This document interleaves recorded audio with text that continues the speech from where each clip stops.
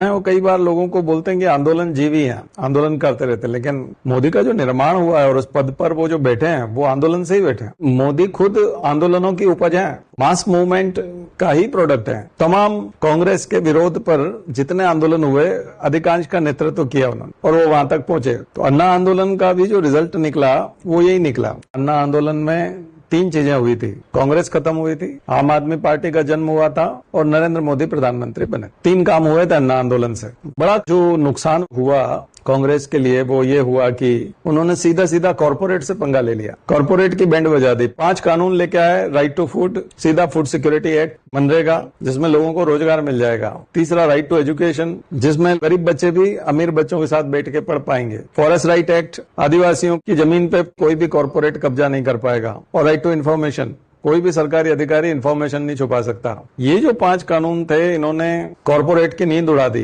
जो भारत के पूंजीपति थे वो घबरा गए कि अगली बार यदि ये सत्ता में आ गए और 5 कानून और ले आए तो फिर गेम ही हो जाएगा, क्योंकि ये सब कॉर्पोरेट को खत्म करने का एक तरह से, बड़े लोग जो पूंजीपति हैं उनको खत्म करने का एक तरीका था। और वहीं पटकथा लिखी गई कि नरेंद्र मोदी को प्रधानमंत्री बनाएंगे और राजनाथ सिंह ने उनका नाम प्रपोज कर दिया गोवा के अधिवेशन में। और फिर कॉर्पोरेट लॉबी ने जबरदस्त फंडिंग की और तमाम चुनाव प्रचार और वो सब आप जानते हैं तब से लेके अब तक। इसलिए मोदी को जब आप देखते हैं कि रेप जैसे मामले में मोदी मुंह ही नहीं खोलते हैं। कांग्रेस एक्शन ले रही थी। अन्ना के आंदोलन में कांग्रेस ने लोकपाल अधिनियम बनाया, अन्ना की सारी मांगे मान ली।